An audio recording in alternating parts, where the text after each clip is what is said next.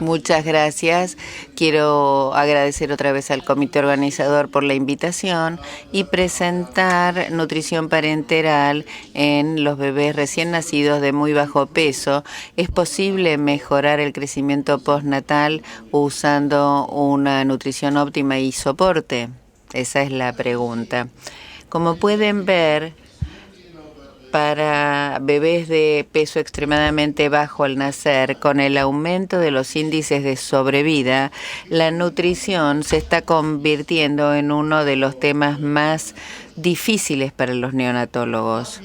Lo que sabemos y repetimos esta mañana y también en otros momentos, el momento del nacimiento es una situación particular en la que la nutrición no solo se convertirá en un problema inmediatamente, sino que también tendrá un efecto de largo plazo sobre la salud hasta la adultez. Así que es muy importante evitar la subnutrición o sobrenutrición durante este periodo en particular de la vida. Lo que sabemos es que la velocidad o el índice de crecimiento cambia según la edad. Acá ven que los bebés pretérminos por debajo, o sea, el crecimiento en útero. Después ven el crecimiento durante el primer año de vida. Ven que disminuye rápidamente y después del segundo año de vida el índice de crecimiento es relativamente bajo, con un aumento en el momento de la pubertad. O sea que los requerimientos nutricionales los relaciono con la velocidad de crecimiento y por eso es mucho más elevado en los bebés pretérminos que durante todo el resto de la vida.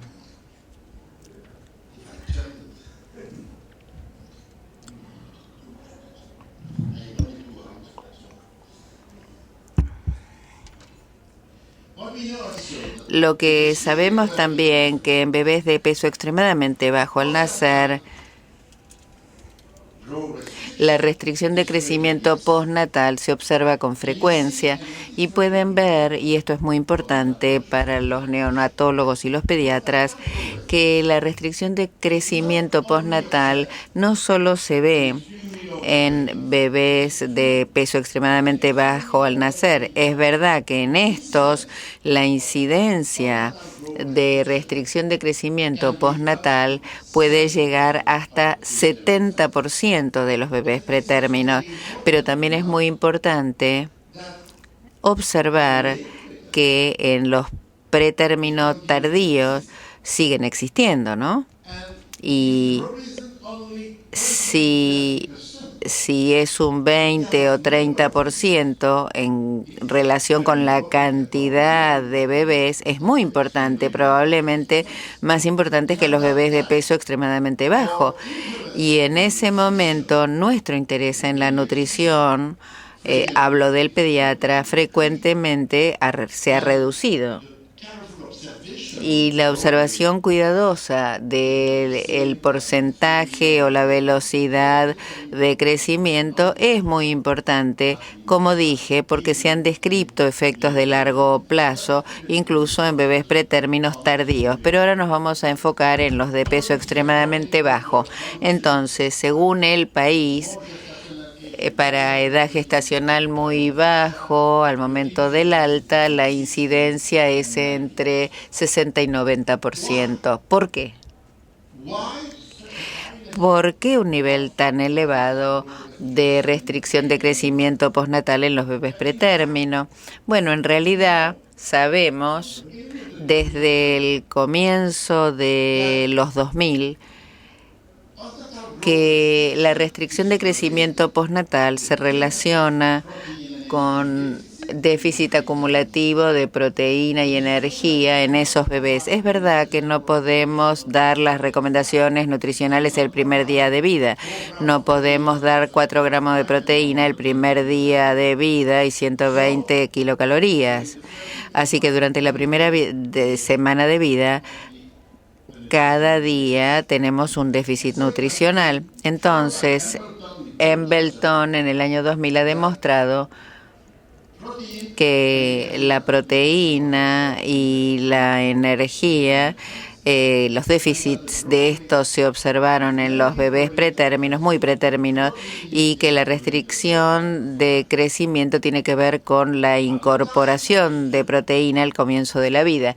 En el momento del estudio, el valor normal de proteína y energía, o sea, sus requerimientos eran 3,2 gramos de proteína y también 120 kilocalorías en cuanto a energía, o sea que la brecha en la deficiencia, si ustedes recalculan según las recomendaciones actuales, es mucho más elevada que la que ustedes ven en la transparencia. Lo que también sabemos es que el crecimiento temprano en este tipo de bebés, y ven acá según el cuartil de crecimiento o de ganancia de peso en la UTI, ven la diferencia en términos de examen neurológico normal y ven que desde el primer cuartilo 12 a 2,1 kilo hasta el cuartilo 4, 21,2 más 2, el examen normal cambia de 55% a más de 70%, pero el déficit neuroevolutivo, la rehospitalización, se reduce según el crecimiento del bebé. Además, la ingesta de proteína y energía de la primera semana se puede asociar con el resultado evolutivo a los 18 meses en bebés de peso extremadamente bajo al nacer. Lo que es muy importante ver es que la adición de 1 gramo por kilo de peso de proteína durante la primera semana de vida mejora el resultado evolutivo. Y aumentar la ingesta de energía, ven que hay 5 puntos de diferencia en el desarrollo. Entonces, si continuamos teniendo tanta influencia del resultado neuroevolutivo, en el futuro, el desafío será que todos los bebés pretérmino van a ser premios Nobel. Entonces, la pregunta es, ¿el crecimiento es similar al crecimiento intrauterino? ¿Es posible lograrlo? ¿O la restricción de crecimiento postnatal, un fenómeno inevitable para los bebés pretérminos? Es una pregunta que nosotros tratamos de responder en nuestra unidad con distintos autores y calculamos y hicimos un estudio de intervención nutricional para disminuir esa restricción de crecimiento postnatal.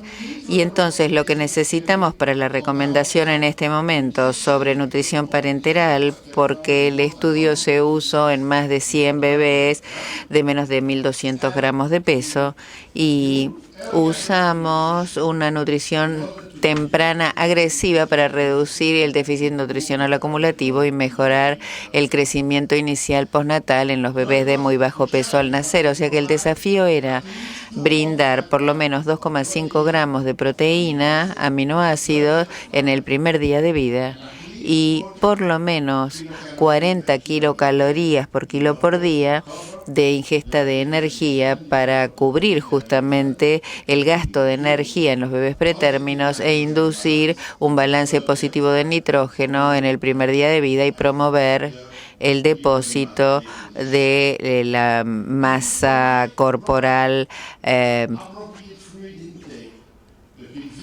Si se da una ingesta líquida de 50 a 80 mililitros por kilo y limitamos la pérdida de agua por evaporación y perspiración, es posible limitar la pérdida de peso a entre 5 y 10%, y si lo hacen, aumentan la ingesta de proteína para poder tener un balance de nitrógeno positivo y evitar el catabolismo que vimos antes.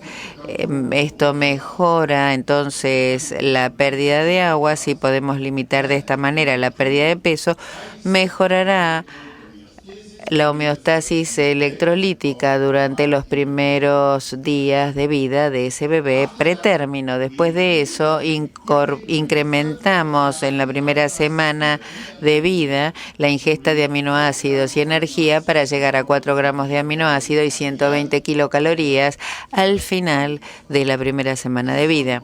Un punto.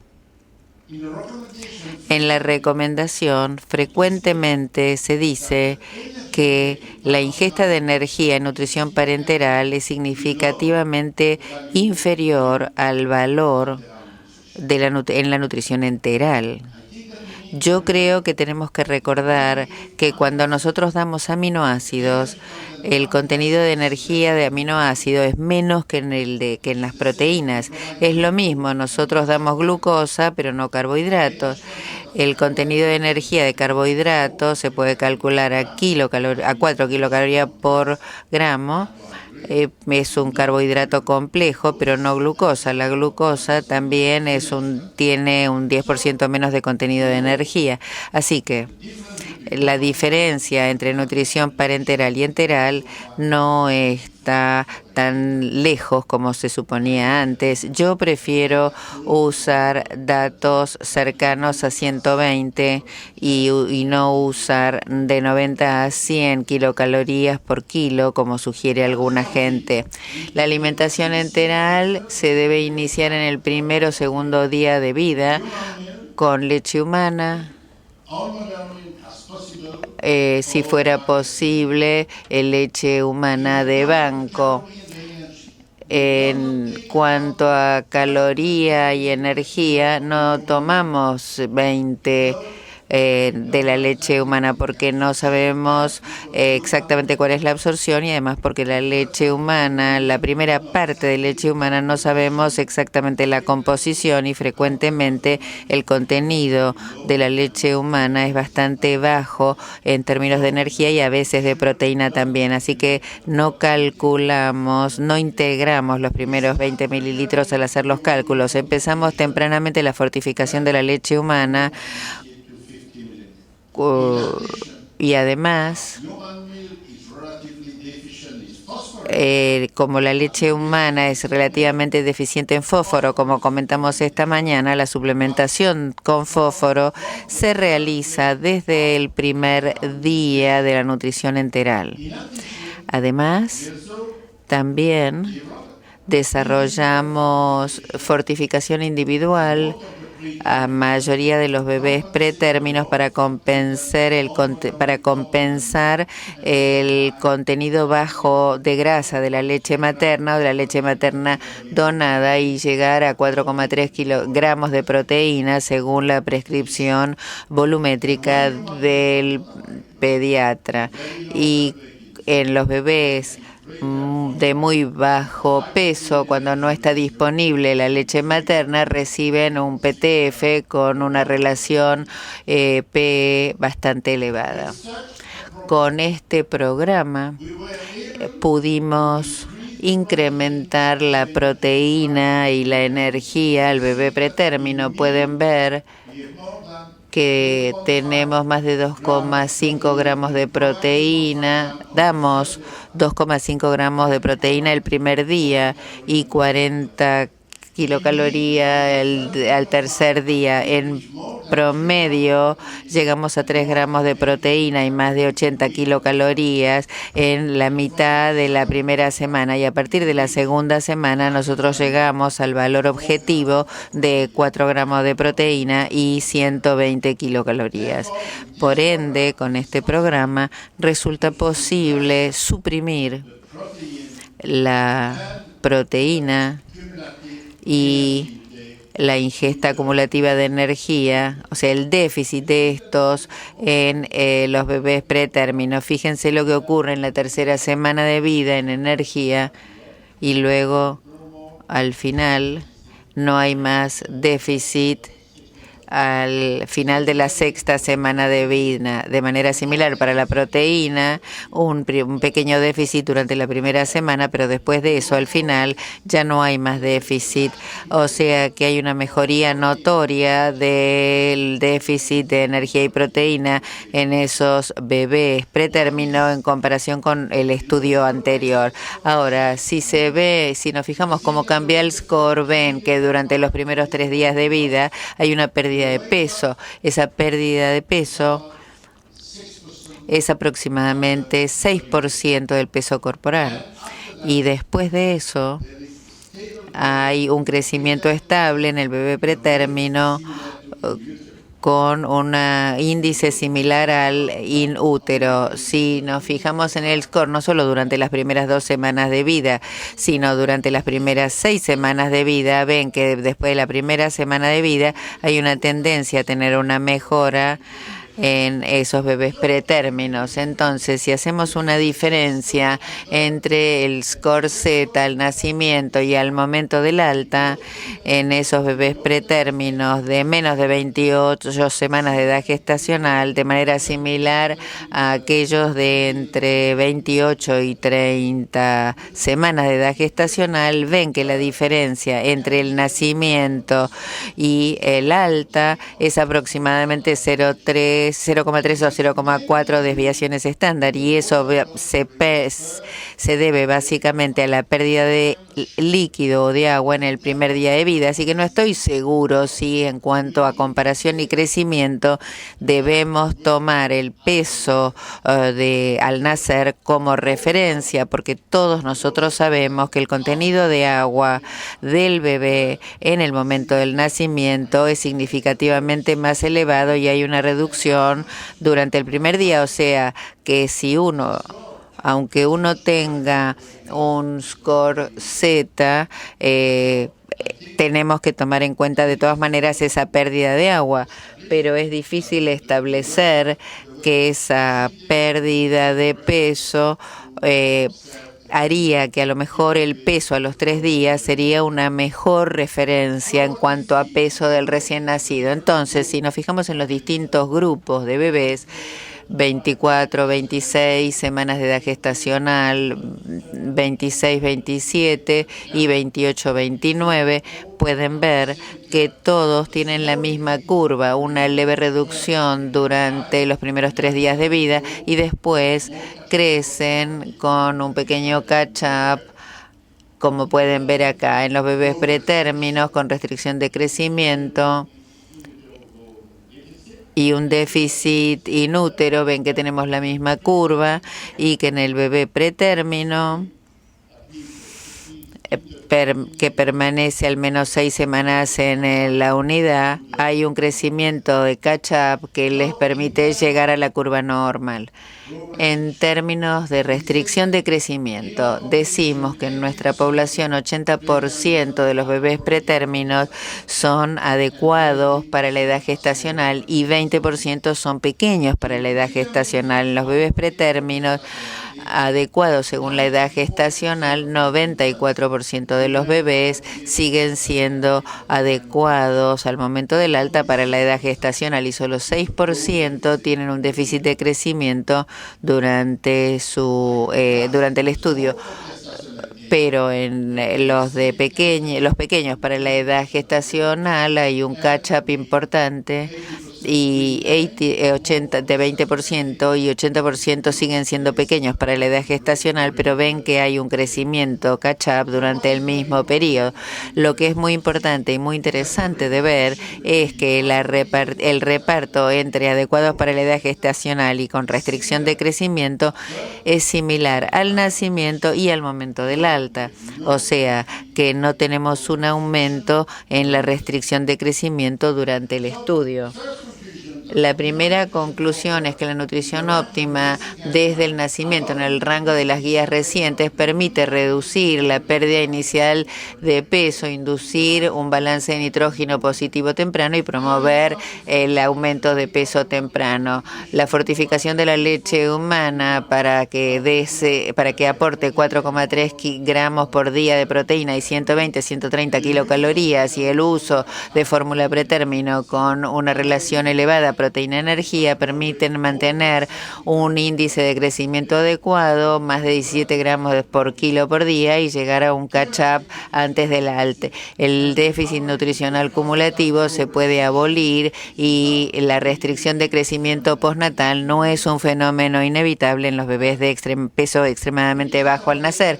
Pero hablamos de energía y proteínas, solamente no hablamos de la nutrición parenteral durante los primeros días de vida. Entonces, el problema es, nosotros decimos que damos energía y damos y aportamos aminoácidos, pero tenemos necesidad de aportar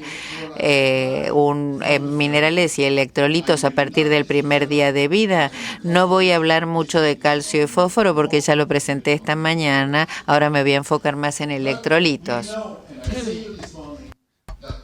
Pero sabemos, y lo dije esta mañana, que tenemos que proveer de calcio desde el primer día de vida porque va a haber una interrupción de la transferencia placentaria de calcio a los bebés pretérmino, por lo tanto debemos proveer de calcio para evitar la hipocalcemia, y necesitamos proveer fósforo, porque si no tenemos fósforo durante el primer día de vida, la proteína y el calcio que uno va a proveer va a reducir la hipofosfatemia y en el bebé pretérmino. Por lo tanto, se ha sido probado que la hipofosfatemia va a llevar a una dificultad de la respiración, del crecimiento respiratorio, problemas para sacarlos de la alimentación, va a incrementar la intolerancia a la glucosa y va a promover infecciones en los bebés pretérmino.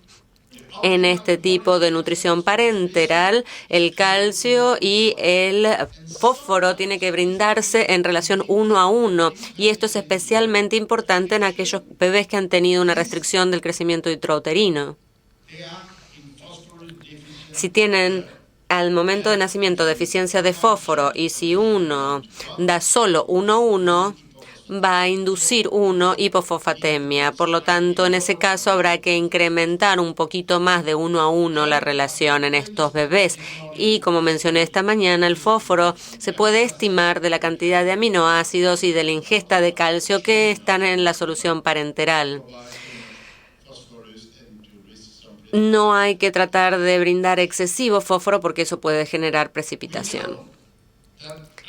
Sabemos que después del nacimiento hay un periodo de adaptación extrauterina que llamamos fase transicional. Hay una pérdida de agua fisiológica con una reducción de volumen extracelular y sabemos que hay oliguria y maduración de los riñones durante los primeros 2 días de vida.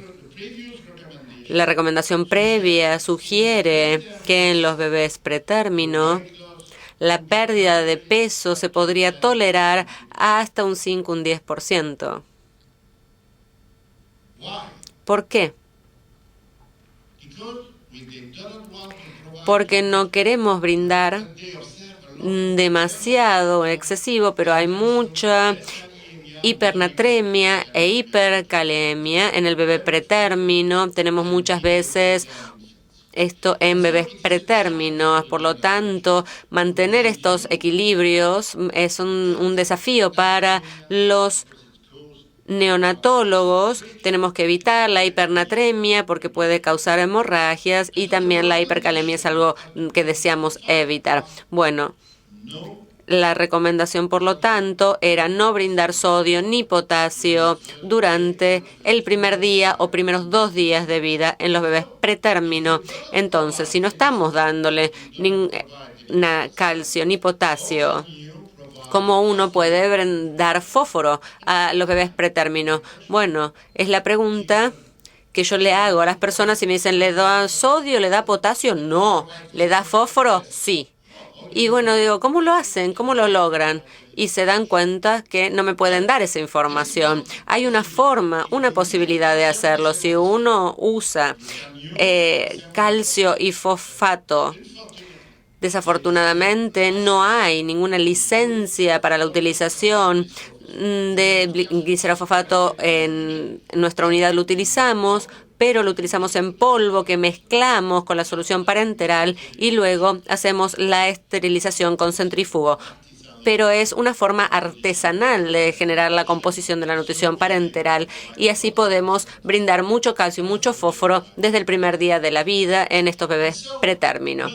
Ahora, cambiando de negativo antes a positivo ahora el balance de nitrógeno, a incrementar los aminoácidos, uno puede minimizar la ocurrencia de las perturbaciones de agua e iones después de los nacimientos de los bebés con extremado bajo peso y con el incremento o adición de fósforo. No se puede proveer sin calcio y potasio, entonces algo de sodio y potasio va a ser dado a estos bebés durante los primeros días de vida. ¿Qué pasa ahora con la homeostasis electrolítica? Estamos dando fósforo, por lo tanto, esto está asociado a cierta cantidad de sodio y potasio. Por cada gramo de proteína de retención que se va a estar haciendo, necesitamos por lo menos 10 miligramos de fósforo. Y para cada 10 miligramos de LBM necesitamos para el compartimento extracelular 1 a 1.5 milimoles de sodio.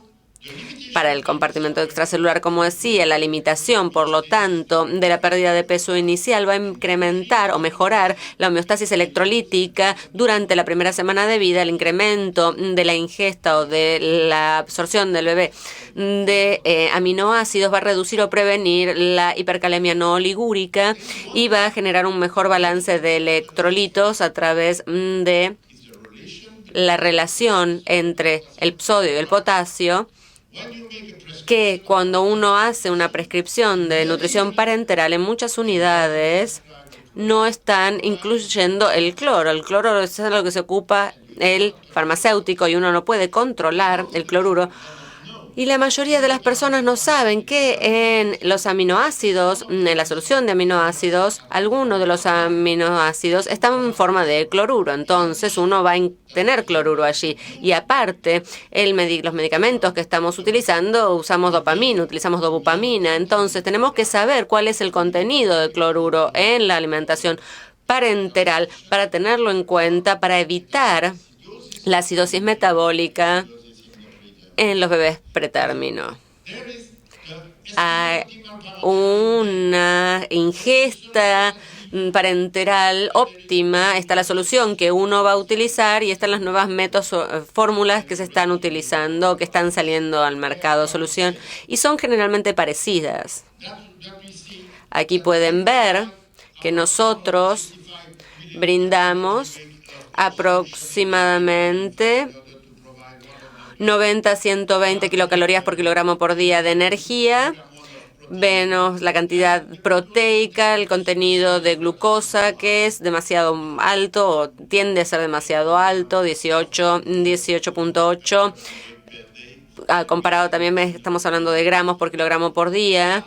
Nosotros tenemos que tratar de buscar un valor medio. La grasa se puede hacer con suplementos en forma separada en cada servicio, pero esta nueva metasolución está incluyendo la grasa en la solución. Van a haber de 2.7 a 2.3 milimoles de kilogramos por día de sodio para el régimen completo. Estamos hablando de primer a tercer día de vida. Yo al tercer día ya estoy brindando 40 miligramos de esta solución, pero de hecho solo el sodio es 0.6, 0.7, así que no es tan alto. El calcio y el fósforo están en un índice de 1 aproximadamente y es un poquito más en la solución parenteral. ¿Cómo hacemos la prescripción? ¿Cómo elegimos esto? Es más fácil utilizar una solución lista para usar, una fórmula lista para usar. En su hospital, los farmacéuticos pueden hacer la preparación un día a la mañana, de una sola vez, y después es lo mismo para todo el mundo. Así que durante cada momento de la mañana, día, de la noche, se puede tomar un poco de esa solución parenteral, la enfermera, y utilizarla. En el primer día de vida, nosotros vamos de 30 a 40 mililitros de la solución, vamos incrementando progresivamente y hay mínima adaptación que puede ser agregar un poquito de agua, diluirlo un poco, cambiar la cantidad de agua y muchas veces, después de unos pocos días, incrementar el contenido sódico, porque vemos que estamos brindando muy pocos milimoles por kilo por día al principio, entonces se puede incrementar un poco. Si uno hace esto, el contenido proteico y de aminoácidos de los bebés pretérminos serán demasiado bajos, entre 1 y 1.6 gramos por kilo por día del primer día de vida. Entonces, durante los 2 primeros días de vida, agregamos solución de aminoácidos de 10% para brindar esos 2.5 gramos de aminoácidos. Y así pueden ver aquí abajo que durante el primer día le damos entre 2.6 y 2.7 aminoácidos, el volumen total va de 65 a 75 y la energía de 46 a 48. Eso lo vamos incrementando para poder lograr el rango total. La ventaja de la solución lista para usar es no que esté más concentrados y que nos permite reducir el volumen, lo que puede ser particularmente interesante cuando tenemos algún tipo de problema de líquidos internos en el bebé muy pretérmino. Aquí ven, la homeostasis electrolítica se mantiene, es muy buena, ha mejorado con esta solución. Después va a bajar, hay un pequeño crecimiento primero y después baja, pero es apropiado en relación con lo que estamos tratando de obtener. El potasio se incrementa un poquito más y nunca vemos hipercalemia en este tipo de dosis en estos bebés. Si dividimos de acuerdo a la edad gestacional, es verdad que el sodio concentrado en plasma es un poquito mayor en el pequeño pretérmino que en el bebé más grande, pero nuevamente el rango es aceptable. Como pueden ver, el contenido o concentración en plasma está relacionado con la pérdida de peso y aquí entonces, en esta solución, tenemos una incidencia de hipernatremia de 1 a 5 en solo un 5%, el sodio por debajo de 130 en un 30%, así que tenemos esta diferencia 16 comparado con 30% y algo de hipopotasemia con menos de 3 milimoles en 9% de los bebés. Por lo tanto, requieren un poquito más potasio los bebés pretérmino de lo que se estaba incluyendo en esta preparación. Si nosotros vemos qué pasa con el potasio y con el sodio, estamos en un balance negativo durante los primeros 4 días de vida y luego tenemos un mejor balance positivo para potasio y de sodio durante los primeros días de vida y luego ya tenemos el potasio en balance positivo relacionado con la acumulación proteica de nitrógeno. También se ha mostrado que si uno incrementa la ingesta de aminoácidos, se reduce la pérdida de peso inicial y cambia la concentración de potasio en plasma. Esto lo explicó muy bien Bostanelli, Lacobelli y Jacobi en el 2011. En estos 3 grupos, del primero al segundo al tercero, se incrementa la provisión de aminoácidos y van a poder ver que hay una mejora en la pérdida de peso en aquellos que recibían más aminoácidos. Además, hay una reducción en la concentración de potasio en plasma y pueden calcular que la retención positiva de potasio se observó en relación con la provisión de aminoácidos con más de 2 gramos de aminoácidos por kilo por día no estaban en estado catabólico los bebés, sino anabólicos, con una retención de potasio en los bebés pretérmino. Por lo tanto, la última pregunta es ¿cuáles serían los efectos secundarios potenciales de la ingesta de aminoácidos? ¿Existe un riesgo de sobrecarga proteica? Lo que se puede calcular es que si uno mejora la provisión de aminoácidos durante la primera semana de vida, uno va a incrementar la tolerancia a la glucosa en los bebés pretérmino. Aquí vemos mucha información, es tridimensional, pero lo que podemos ver es la ingesta de glucosa por gramo por kilo por hora, los aminoácidos también en gramo por kilo por hora. Y aquí tenemos la concentración de glucosa en plasma. Así que de verde a rojo vamos a incrementar la concentración de glucosa en plasma. Si incrementan la ingesta de glucosa, se incrementa la concentración en plasma, pero para cada nivel de ingesta de glucosa, si uno incrementa los aminoácidos, reduce la concentración plasmática de glucosa, así que hay un efecto directo de la ingesta de aminoácidos en la tolerancia a la glucosa en los bebés pretérmino, lo cual lleva a la reducción de la utilización de insulina en estos bebés. Otro punto es que con 4 gramos de aminoácidos por kilo de peso por día, ¿cuál será el riesgo de una sobrecarga proteica en los bebés pretérmino? Tenemos que recordar que existe una maduración renal de los riñones durante la primera semana de vida y que la situación de la inmadurez renal está relacionada con la edad gestacional. Con edades gestacionales menores, mayores los niveles de creatinina en los bebés pretérmino y cuánto tiempo tarda en volver a la normalidad también se ve incrementado. ¿Por qué? Es un problema de la mejora progresiva de los riñones de los bebés y en los bebés pretérmino. La inmadurez de la función tubular de los nefrones genera que parte de la creatinina se reabsorba en los bebés pretérminos y no en los adultos, no se acumula en los adultos. Por eso esta reabsorción está incrementando los niveles de creatinina en el bebé pretérmino. Lo que hemos visto es que es cierto que tenemos un incremento en la concentración en los bebés pretérminos durante los primeros 3 días de vida, pero se da en paralelo a los niveles de creatinina. Y de hecho, hay una correlación positiva recta entre la concentración en plasma de urea y en los pretérminos. Cuando vemos qué pasa con la creatinina en 0 y qué pasa con la proteína, no encontramos una relación directa, pero sí es más un efecto de la edad postnatal que un efecto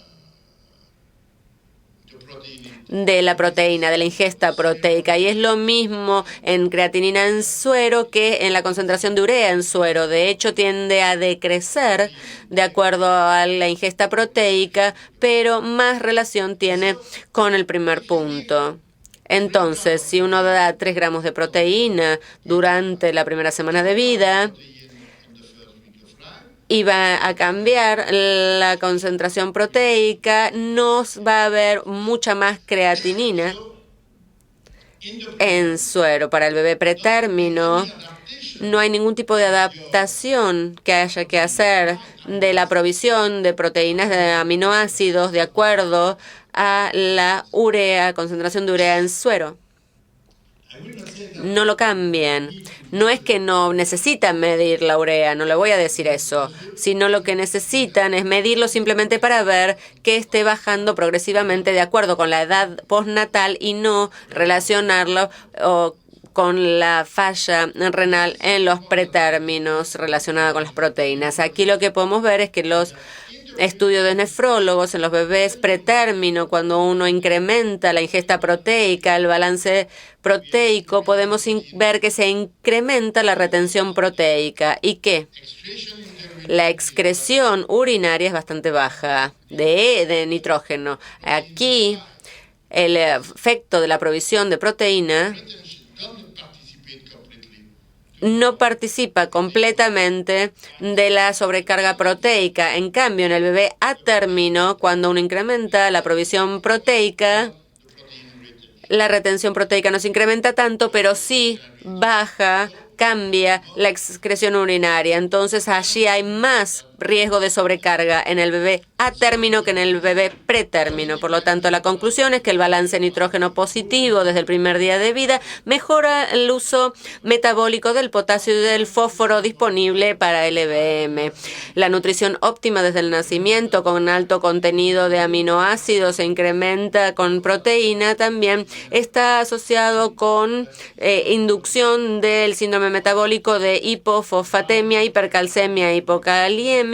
Las guías de la alimentación parenteral deben ser realizadas para proveer un mejor equilibrio parenteral de las soluciones, para mejorar la cantidad de minerales y electrolitos desde el primer día de vida. En la nutrición enteral hay que utilizar PTF con un alto radio PE para incrementar los requerimientos de fósforo y potasio. Hay que continuar controlando la cantidad de fósforo, incluso en bebés que están tomando fórmula pretérmino. En este tipo de fórmulas, el calcio tiene un índice de 2, está en riesgo de inducir hipofosfatemia en los bebés de muy bajo peso al nacer y, por lo tanto, para la nutrición, el índice de calcio-potasio y las guías de potasio deben ser revisadas, como mencioné anteriormente, y no se olviden que las guías no es una Biblia.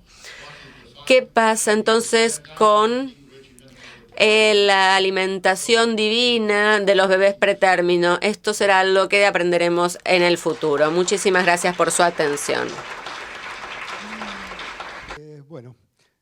Mientras llegan las preguntas, vamos a hacer 5 o 6 preguntas. Yo quiero hacer una reflexión.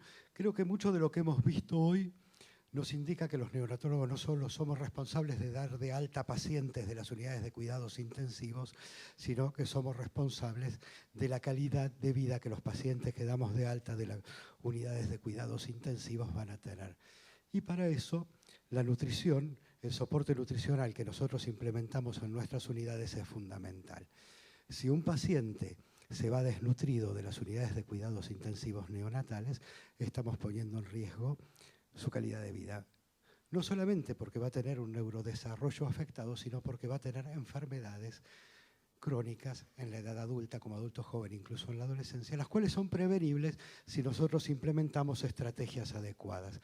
Entonces, cuando el primer día de vida pensamos qué aporte vamos a darle a nuestro paciente, pensemos, como lo mostró el doctor con los trabajos de Stephens, que en la primera semana disminuir la cantidad de proteína o de energía se correlaciona con 8, con 10 puntos menos en el cociente intelectual. Pensemos cotidianamente qué proteína le estamos dando, y si pensamos qué proteína le estamos dando, si eso hay que entonces cambiar la cantidad de fósforo, de calcio, qué cantidad de electrolitos. O sea, lo que tenemos que hacer es no usar recetas magistrales en ningún aspecto del cuidado neonatal, en ningún aspecto del cuidado de las personas, sino pensar fisiopatológicamente cuál es el riesgo y cuál es la ventaja de cualquier intervención que vamos a hacer en las unidades de terapia intensiva. Una pregunta que yo quería hacerle, porque a mí me preocupa, porque hablamos de crecimiento y yo creo que por ahí, es una cuestión personal, tendríamos que empezar a hablar de calidad de crecimiento. Entonces, ¿qué tipo de crecimiento queremos? Si solamente el peso, velocidad de crecimiento es un buen indicador, o tenemos que empezar a incorporar a la práctica clínica medidas de calidad de crecimiento, medir masa magra, medir pliegues, o se los dejamos a los nutricionistas para un poco más adelante.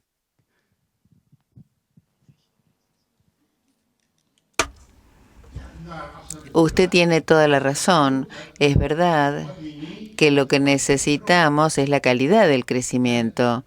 Y si usted se fija, cuando nosotros definimos el requerimiento de proteína, si se crece a la misma velocidad a la que se crecía in útero, en realidad la masa magra crece menos, porque in útero el depósito de masa grasa es aproximadamente 20% nada más de la ganancia de peso, pero de manera diferente, después del nacimiento se acerca al 35% ese depósito de masa grasa. Entonces, si usted tiene el mismo índice de crecimiento, tiene una diferencia en la masa magra. ¿Y qué es importante? No es el depósito de la masa grasa, sino de la masa magra. Y es muy difícil hacer un estudio sobre la ganancia de altura. Es difícil de medir desde el nacimiento en bebés de peso extremadamente bajo al nacer y hacerlo también en 3, 4 o 6 semanas.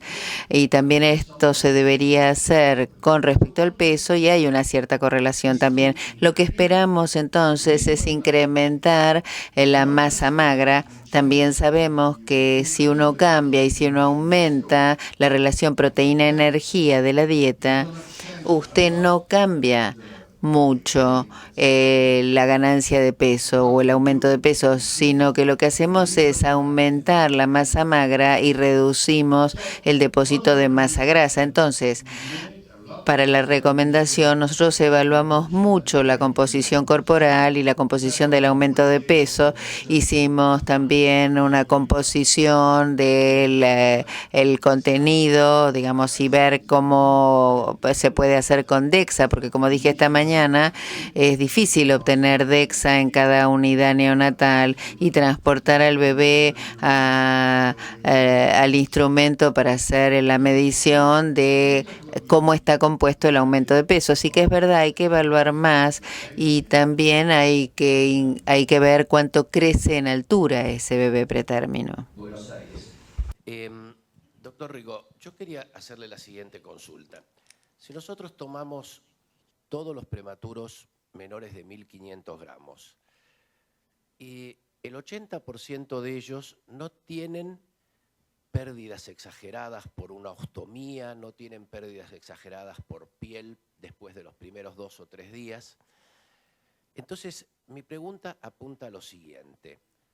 Una vez que pasaron esos primeros días con dificultad respiratoria y todo lo que estamos apuntando es al crecimiento del niño con su alimentación parenteral y su alimentación enteral. Subo la enteral y voy bajando la alimentación parenteral. ¿Es posible, útil o perjudicial tener un estándar de alimentación parenteral para ese periodo y solamente para el niño prematuro sin ninguna complicación, que tenga una composición medianamente fija en proteínas que con 150 mililitros por kilo administraría 4 gramos de proteínas, la glucosa que usted mencionó, las grasas que usted mencionó, y usar menor volumen cuando estoy usando más enteral y mayor volumen cuando todavía no llegó a ese aporte enteral? ¿Por qué tengo que ir haciendo para un niño que no tiene ninguna pérdida y ninguna complicación, como decía recién Alejandro, un cálculo artesanal diario que implica tiempo e implica a veces errores cuando las personas que lo están haciendo no son los más expertos nutricionistas, como ocurre en muchas unidades?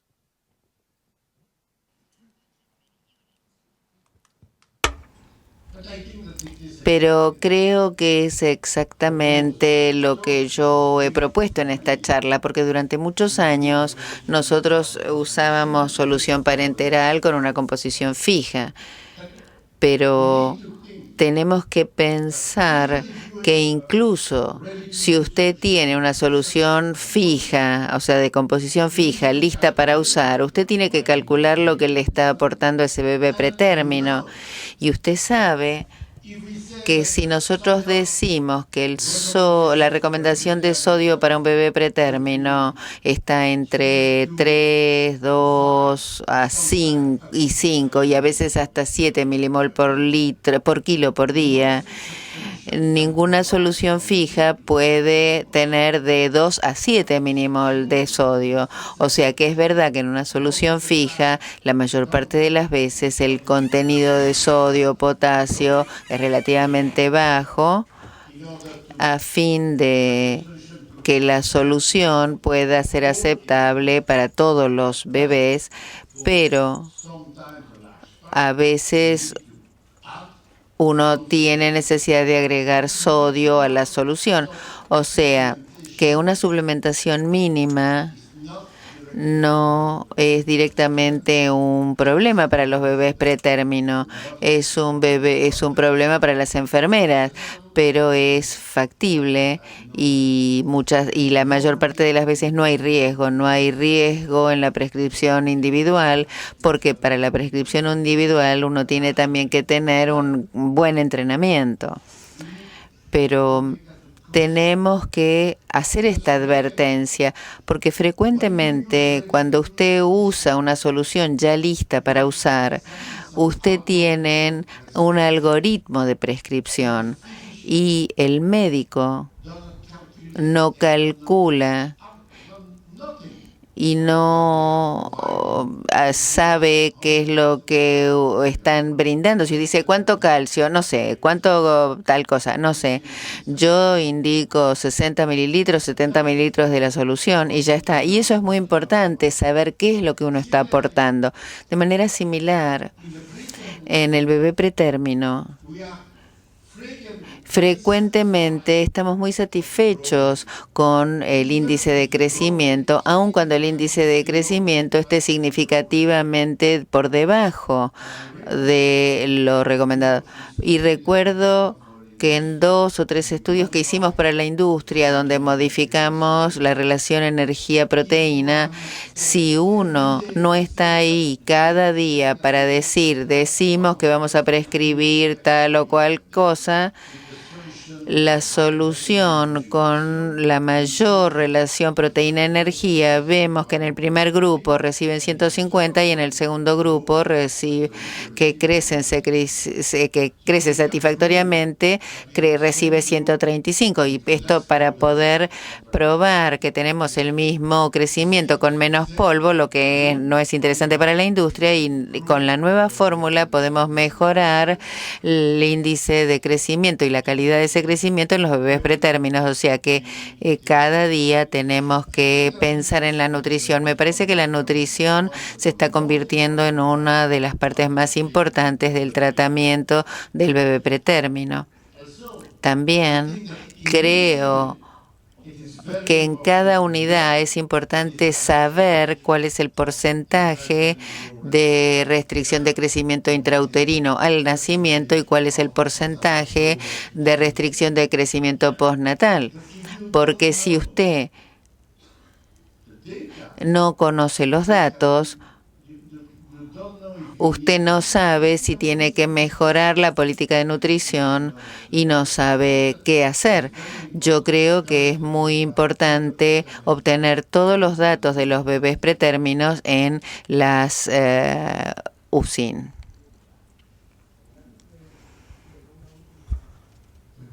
Dos últimas preguntas, dale.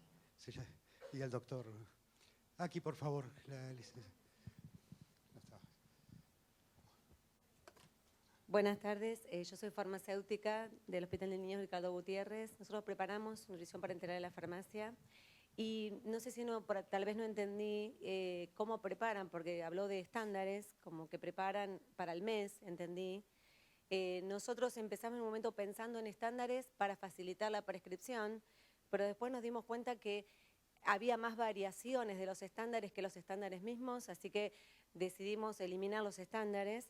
Así que me gustaría conocer un poquito de los estándares, porque me parece, y un poco comentar lo que dijo el doctor anterior, creo que genera un poco de confusión ese tema, así que me gustaría eso. Después hacer un comentario que nosotros en la formulación que usamos, como usted mencionó, aminoácidos, está en el rótulo el contenido de cloruro. Nosotros diseñamos un software en el cual calculamos el aporte y está en el rótulo. Y lo que nosotros hacemos para la elaboración es tratar de compensar el acetato con cloruros de la mejor manera, digamos, va a depender de la dosis.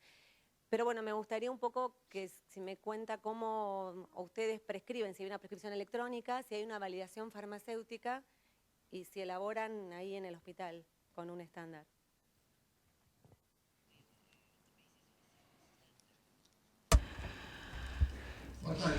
Lo que traté de explicar es que nosotros hacemos la preparación una vez por mes y durante un mes uno tiene la preparación de 40 litros u 80 litros de nutrición parenteral en un gran recipiente y entonces es una concentración fija y no hay prescripción. El farmacéutico hace todos los meses la misma composición y después de eso nosotros lo ponemos en un recipiente, se esteriliza la solución a través de filtración.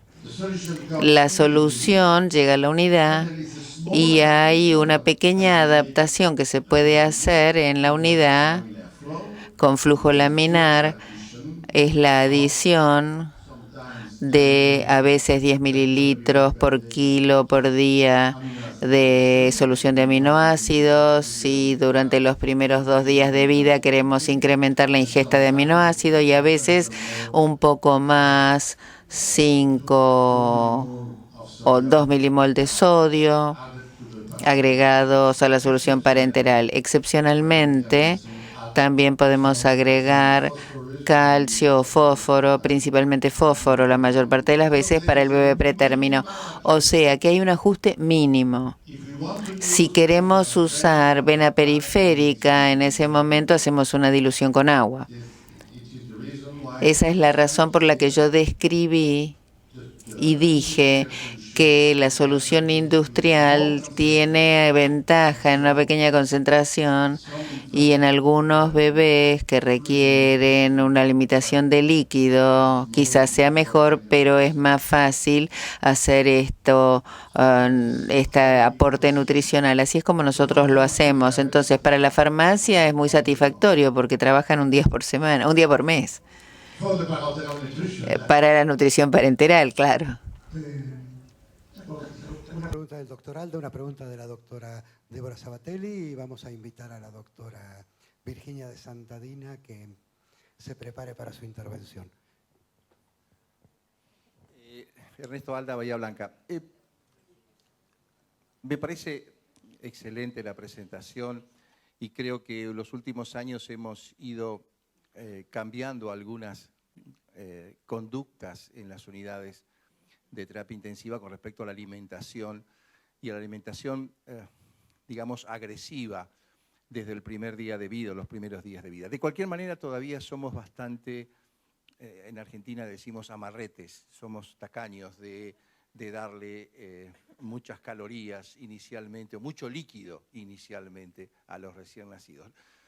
La pregunta es la siguiente. Sabemos que los chicos se desnutren dentro de la unidad y eso es claro. Las cifras en mi servicio son muy parecidas a las que mostraba Fanaroff hace varios años atrás. O sea, la mayoría de los chicos se desnutren, se van desnutridos de la unidad. De cualquier manera, siguiéndolos evolutivamente con los años, viéndolo a los 2 o a los 4 años, la recuperación, tanto en peso, en talla y en perímetro cefálico, va siendo en forma buena y lo que impacta, o por lo menos en nuestro grupo, con chicos por supuesto con mortalidad mayor de la que puede tener los grupos de ustedes, lo que vemos que evolutivamente es mucho más pesado el impacto fetal, el impacto intrauterino, que el impacto postnatal inmediato. A ver, los chicos que se van desnutridos, la mayoría se recupera y los que siguen desnutridos son los que estaban desnutridos en la etapa intrauterina. Esta es una impresión, no sé cuál es su opinión.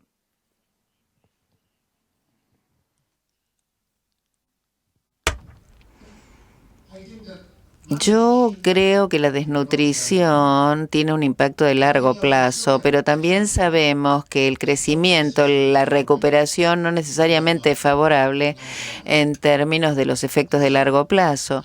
Entonces creo que hace algunos años hubo muchos estudios para evaluar la fórmula después del alta, cuando tratamos de darle a los bebés pretérminos después del término corregido, un aumento de proteína, un aumento de la ingesta de energía para tener un crecimiento, digamos, una recuperación de crecimiento o un catch-up.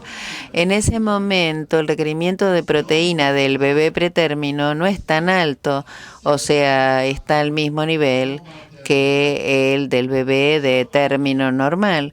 Entonces creo que en esta población no estoy seguro de que estemos haciendo lo correcto. Creo, digamos, por contraste, que brindar un mayor aporte de proteína durante el primer año de vida en los bebés de pretérmino es deleterio en el largo plazo. Yo creo que para el bebé pretérmino que recibe nuestra unidad a las 6 semanas, a los 6 meses de edad gestacional, entre 6 meses y 9 meses, ¿cuál es la diferencia en la restricción de crecimiento postnatal en el bebé pretérmino y al revés con los bebés de término? Entonces, me parece que en el largo plazo el resultado es el mismo, así que no podemos aceptar obtener una restricción de crecimiento postnatal en los pretérminos. Algunas partes pueden ser inevitables, pero tenemos que mirar cada día.